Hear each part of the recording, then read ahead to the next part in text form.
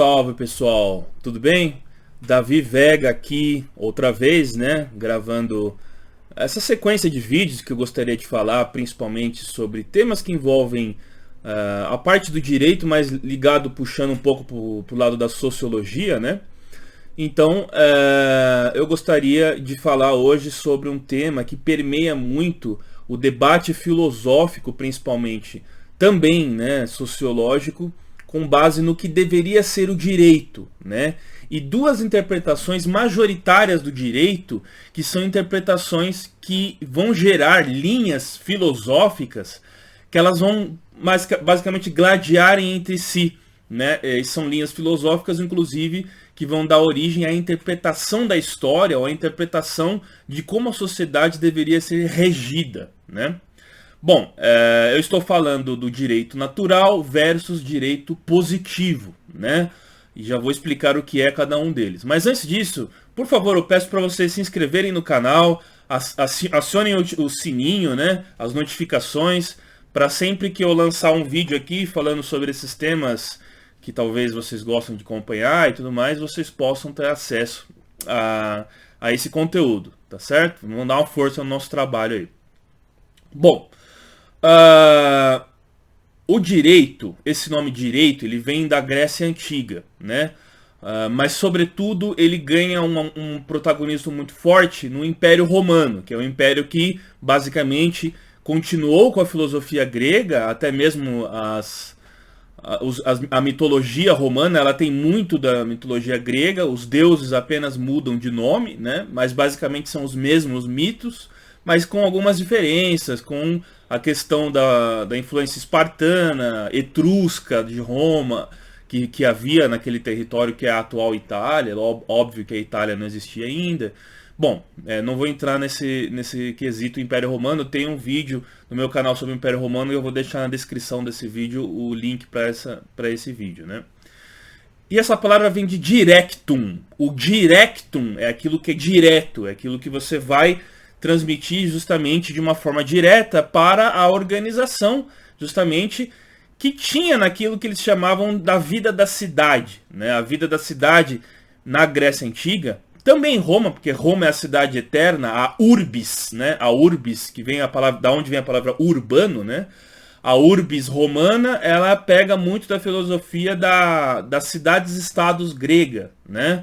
Onde funcionava a democracia, né, onde funcionava justamente a vida pública, a vida onde as questões elas eram debatidas, inclusive essa própria democracia foi a que condenou Sócrates, né? Bom, mas isso já é uma outra história também, né? E por que eu estou falando isso?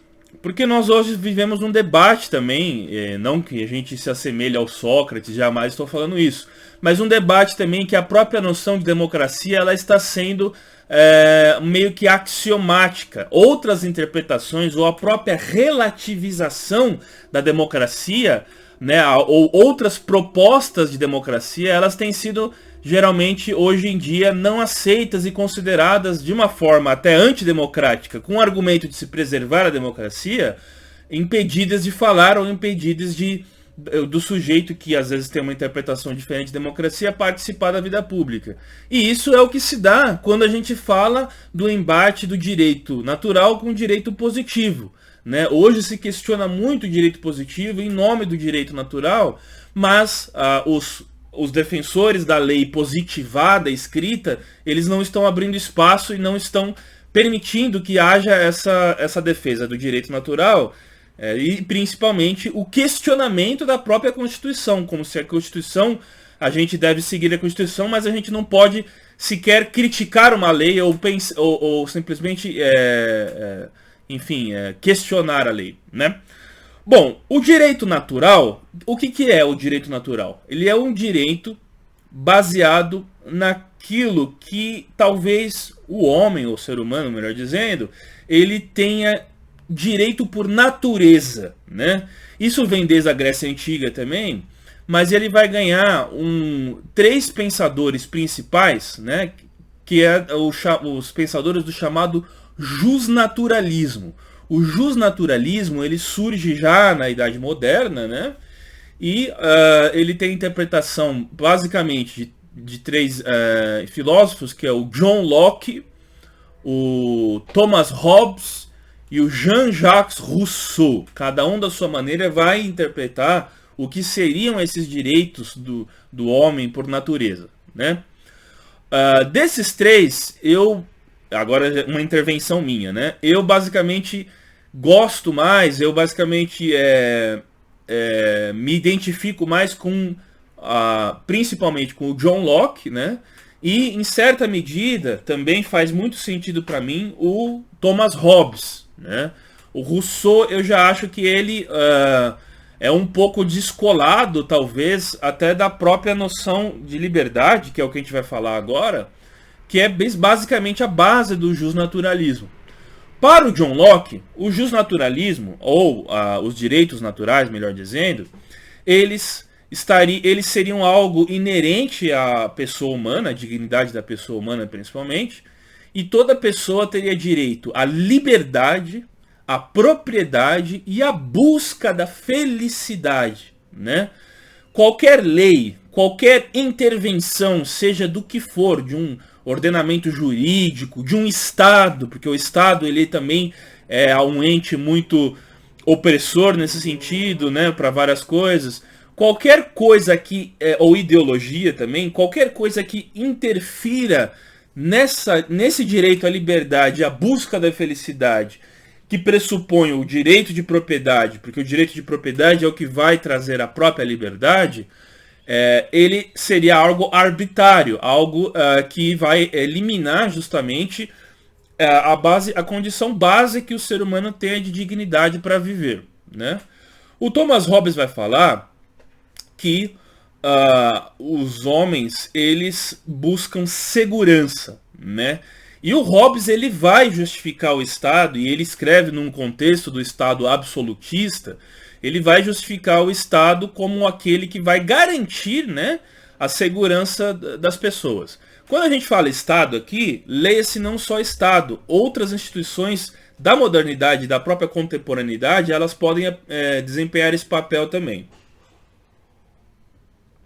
Como, por exemplo, uma pessoa que quer abrir mão, às vezes, da liberdade em nome de uma segurança, por exemplo, contratando vigias para vigiá-la 24 horas por dia em sua casa, né? Ela vai ter menos privacidade, mas ela está abrindo mão de uma liberdade, de uma privacidade para ter mais segurança. Isso também é um princípio hobbesiano, né?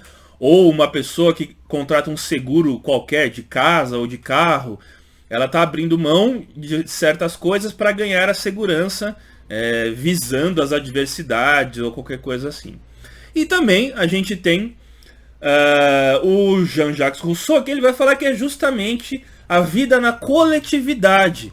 E aí das ideias do Rousseau vem as ideias de igualdade. Mas a igualdade, ela é, na teoria, ou ela é na forma de defesa, uma coisa muito bela, né?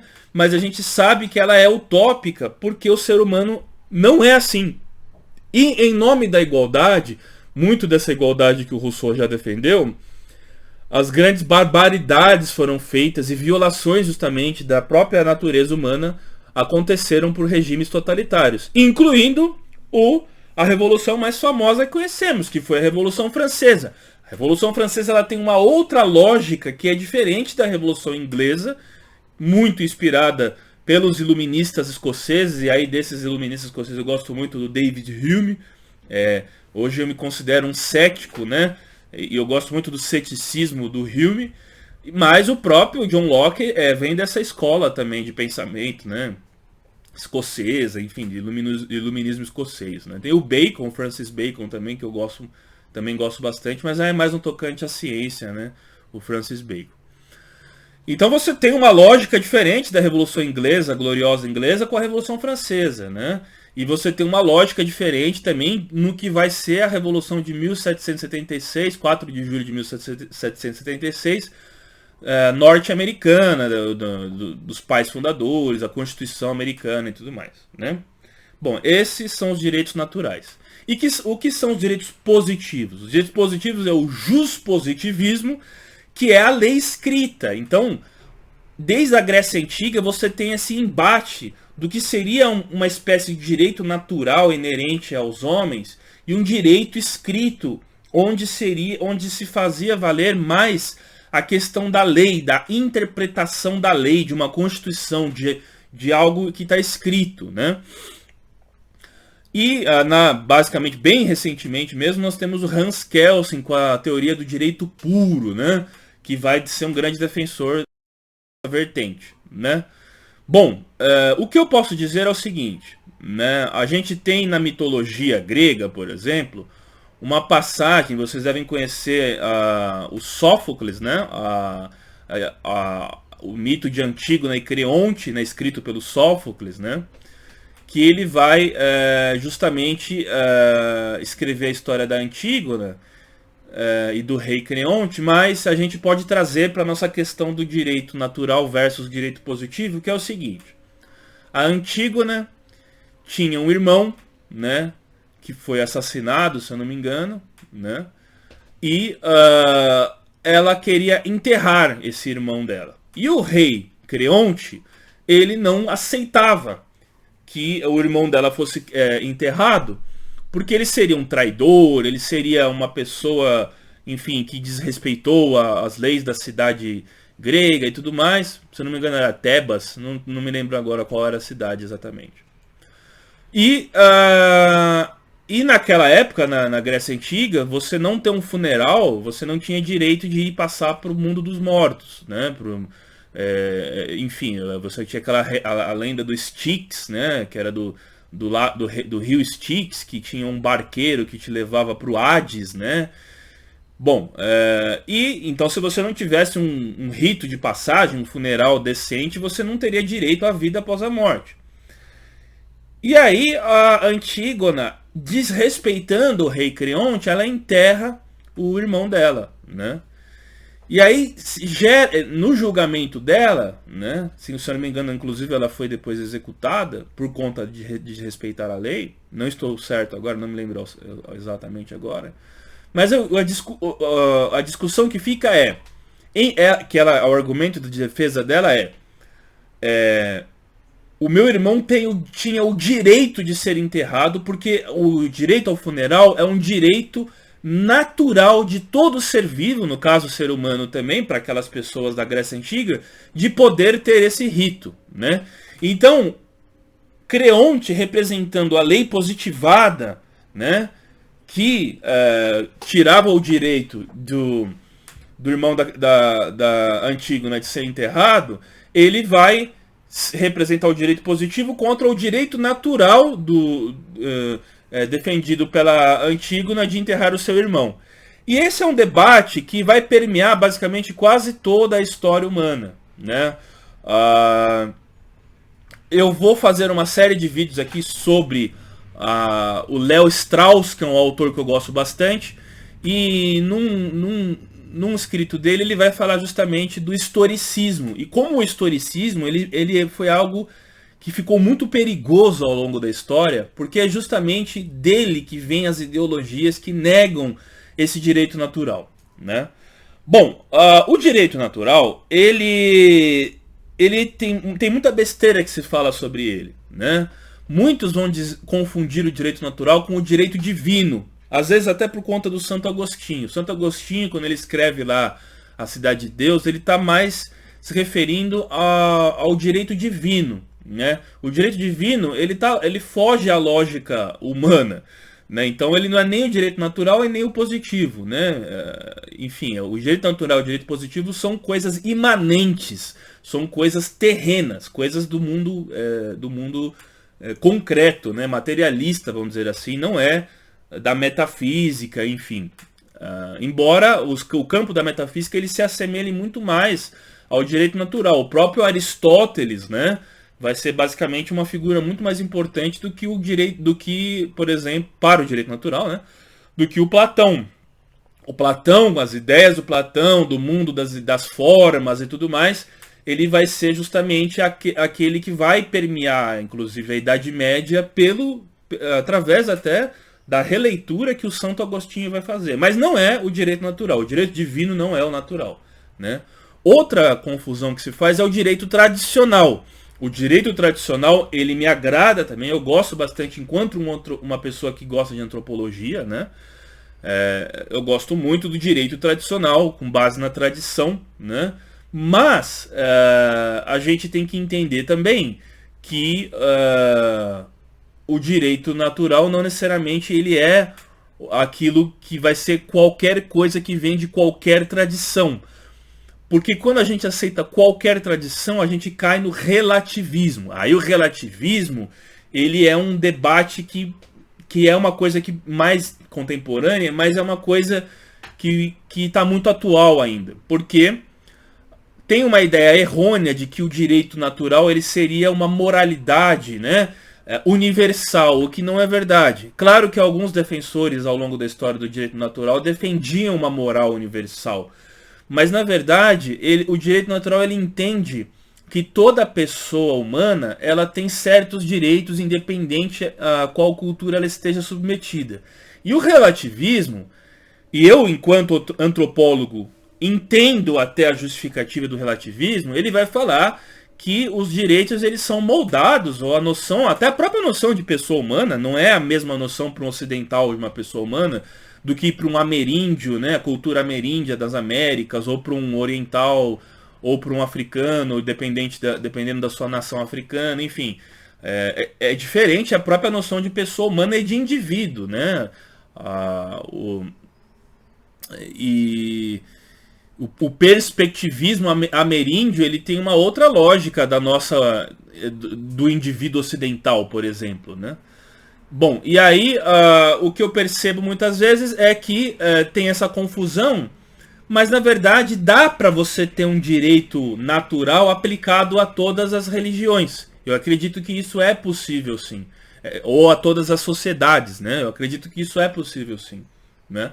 E o relativismo a gente tem que tomar cuidado. Então quer dizer que a mutilação genitália das mulheres em certas nações africanas ela é justificável pela cultura, ou a forma com que as mulheres são tratadas nos países radicais islâmicos. Eu sei que não são todos muçulmanos que são assim, mas nos fundamentalistas islâmicos, como na Revolução Fundamentalista Islâmica do Irã e de alguns países que aconteceu. Então, se a gente relativiza tudo, ou até o próprio infanticídio que a gente tem aqui entre os nossos indígenas, então a gente cai na discussão onde o direito natural ele ainda de certa forma tem um certo protagonismo, que é no direito internacional, né? No direito internacional, principalmente na defesa dos direitos humanos, o direito natural ele é muito mais forte do que o direito positivado, né?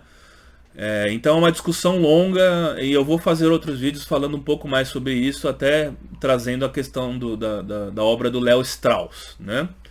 Mas o que eu queria dizer é que o direito positivo, que é o que vai dar origem às constituições mais modernas, hoje ele é algo intocável, algo que você não pode questionar, né? Como até a própria realidade brasileira nossa estamos vivendo aqui.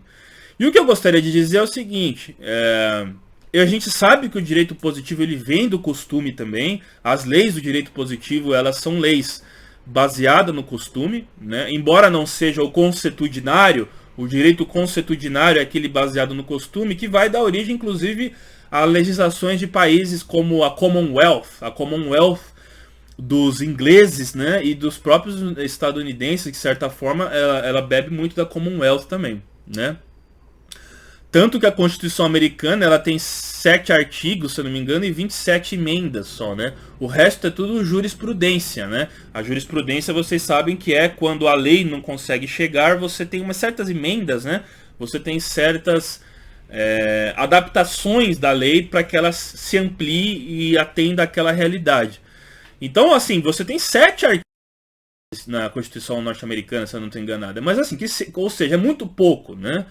E a nossa Constituição brasileira, ela é um Frankenstein, né? Ela é uma aberração. Até pesca de baleia, ela é regulamentada pela Constituição brasileira. Então, a gente questionar essa herança até ibérica que temos, do nosso e francesa, positivista também, né? Da nossa Constituição, ela se tornou algo que de uma forma antidemocrática, os juízes, a supremocracia do Brasil não permite, mas a gente tem todo o direito de questionar a lei. Porque as leis, elas existem para serem questionadas e pelo questionamento da lei, ela é aprimorada. Né? A lei, ela vai ser aprimorada justamente pelo questionamento dela. Né? E por consequência, a democracia também. Né? Então, o que eu vejo é o perigo hoje de não se poder ter esse direito, né, de questionar as leis que são impostas a nós. E aí tem o seguinte: toda tirania, ao contrário de muitas pessoas falarem que a tirania ela é a anomia, a tirania ela é a ausência de regras e qualquer coisa assim, toda tirania, todo governo despótico, ele tinha um ordenamento legal, uma jurisdição muito clara, né? Todo ordenamento legal, vamos dizer assim, né, jurídico, ele existia dentro da lógica dos regimes totalitários também. O nazismo tinha as leis de Nuremberg, a União Soviética tinha suas leis também, a Coreia do Norte hoje tem suas leis também, ou seja, é justamente o enrijecimento da lei, e aí de uma lei aplicada por um corpo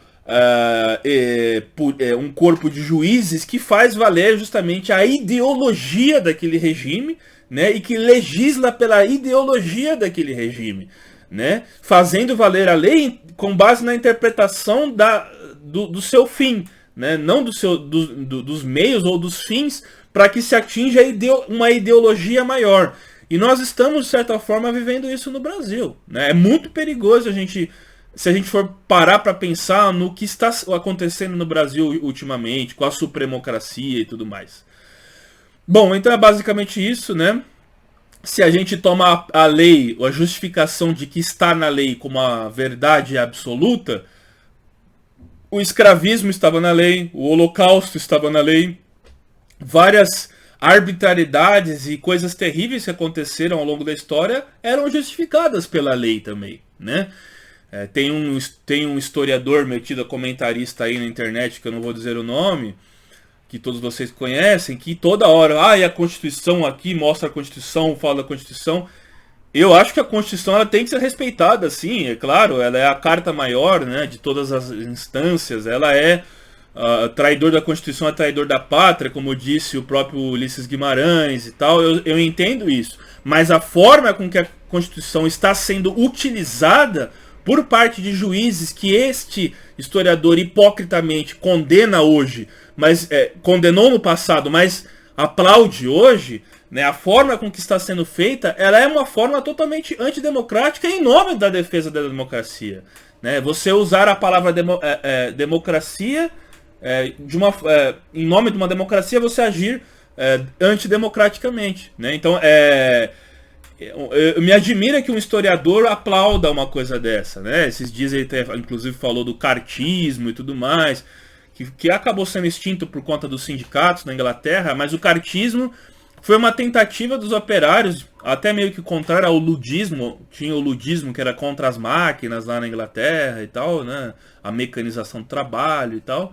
E o cartismo queria justamente certos direitos que a Commonwealth inglesa não conseguia proporcionar para a população, porque a sociedade ela vai mudando, então certas leis elas se tornam obsoletas, eu entendo disso, e aí o que acontece? Vai se fazendo essas emendas, como eu disse, que é o caso da nossa Constituição brasileira, e aí vira essa aberração, esse Frankenstein, né? Mas os cartistas da Inglaterra queriam isso e tudo mais, teve todo um movimento lá, mas a lógica da Commonwealth é uma lógica que se assemelha muito aos direitos naturais, né? Porque ela é aquilo que que traz a questões não só da tradição também, mas questões que são inerentes à nossa própria natureza. E eu sou também um historiador por paixão. Eu entendo que o ser humano é história. Nós fabricamos história, né? Nós também somos história. Mas você reivindicar o historicismo, você reivindicar em nome de uma história, de uma linearidade, de um progresso histórico, algo que está descolado à nossa questão animal, natural, né? eu acho muito complicado. Então e o direito positivo, de certa forma, ele é não estou dizendo que ele é um historicismo, mas o historicismo ele bebe também de leis e de algo que está escrito. Aquilo que está escrito, a ideologia escrita, ela não é o real, né? Ela é uma abstração do real. Então, eu acho que o perigo, tanto do direito positivo, da forma com que ele é usado muitas vezes, e do historicismo, é justamente esse descolamento do real, né? do ser humano real como um ser natural. Então, o direito natural, para mim, ele faz muito mais sentido e deve existir independente de qual seja a sua constituição, ordenamento legal, jurisdição ou ideologia que permeie uma sociedade, um país, uma nação, seja o que for, né? Bom, e só para terminar também, eu gostaria de falar da diferença da indução e a diferença da dedução, né? Talvez a grande dificuldade do historiador é porque o historiador ele sempre parte da dedução, né? E talvez seja essa dificuldade que esse sujeito comentarista tem, às vezes, de entender outras questões, como a questão da indução, né? Porque o exercício da história, como você analisa o passado, não tem como você fazer um exercício empírico. Então você vai pegar dos registros, você vai pegar justamente das fontes históricas e você vai deduzir, né, o que se aconteceu no passado, tudo mais. Tem o silogismo aristotélico também, tem uma série de coisas também que é utilizada nesse mundo e tudo mais. Mas a indução é quando você, pelos sentidos, e aí a gente cai na diferença do direito natural, né, e do direito divino. O direito divino não é do mundo dos sentidos, né? O mundo sensorial, que é o mundo dos homens, ele é um mundo que através dos sentidos você vai a captar a mensagem e pela sua racionalidade você vai racionalizar aquilo que os seus sentidos captam e aí sim você vai chegar a conclusões ou a resultados com base nas suas impressões. A indução ela é o princípio da ciência, né? A dedução ela é o princípio do historicismo, vamos dizer assim. E o direito positivo ele se baseia do dedutivismo. É a lei escrita que ela é anterior à realidade. Então é a lei que, a partir da lei, eu leio a realidade. Mas a indução é ao contrário. A partir da realidade eu formo a lei. Então eu penso muito mais que o livro ele é a resultante da realidade, do mundo. O livro é a resultante do mundo. E não é o mundo que é a resultante do livro. Na Bíblia está escrito, no princípio era o verbo, né? E muitos aqueles que gostam de tentar fazer uma engenharia social, uma engenharia pensando que a natureza humana ela pode ser programada e alterada, eles pensam e eles tentam se assegurar, né? Tentam ficar agarrados, vamos dizer assim, na questão daquilo que é escrito. Então, eles sempre chamam a Constituição, sempre chamam algum conjunto de dogmas, alguma ideologia, visando alterar a própria natureza humana, ou a própria biologia, ou a própria natureza como um todo, porque naquilo que está escrito, você pode se garantir muito mais do que se a realidade mostra o contrário. Então, na verdade, certas ideologias, elas são basicamente a negação da realidade, né? Tem várias ideologias de hoje que estão aí nas pautas, que na verdade elas são a negação da realidade, né? Você ler o mundo a partir do que está escrito, ele não é algo que vai ser talvez mais propício, vamos dizer assim, né? Quanto ao relativismo, eu entendo que cada povo tem a sua cultura, cada povo tem seu ordenamento, cada povo tem seus valores. Mas certas coisas pelo menos pessoalmente, não relativizo. Eu acho que elas estão acima até dos direitos humanos. Aí você tem a Carta dos Direitos Humanos, né? Tudo mais, dos direitos do homem. Tem toda essa discussão que não é a discussão que eu quero trazer no vídeo. A única discussão que eu quero trazer no vídeo é que certos direitos eles são inerentes a todos nós, principalmente para a nossa condição de indivíduo, né?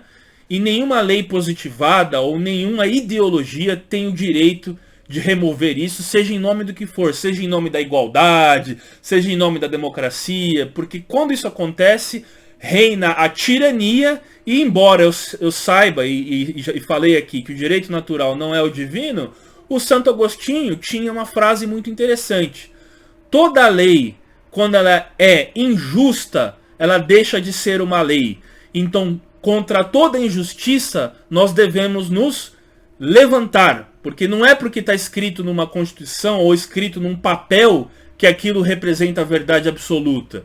A noção de moral, eu sei que era diferente para a noção do direito hoje, moralidade, e ela tá descolada do direito, né? Só que no mundo pós-moderno, o direito natural e o direito positivo, eles tentam dialogar, né? A gente não pode legislar com base na moral, porque cada juiz tem a sua moralidade, cada pessoa tem a sua moralidade, mas no mundo pós-moderno é necessário também trazer um pouco das duas coisas, né? Enfim, e o conceito de justiça, desde o Platão e o Trasímago lá na República, eles falavam o que é a justiça, o que é a beleza. São conceitos que às vezes estão em si mesmo, né? A verdade, às vezes, ela pode estar em si mesma. Eu reconheço também isso. Mas, só para concluir, eu digo que, embora a moralidade ela tenha, em alguns casos, que estar descolada do direito, o direito não pode ser necessariamente voltado à moralidade, embora as leis elas venham do costume e da moralidade também.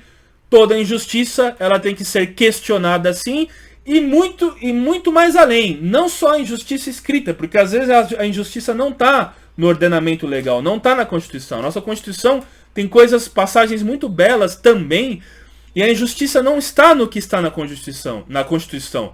A injustiça está na interpretação mal intencionada do juiz que se utiliza de uma Constituição democrática para justamente fazer o contrário. Anular a democracia e assim anulando o principal que é inegociável a todo ser humano: a nossa liberdade.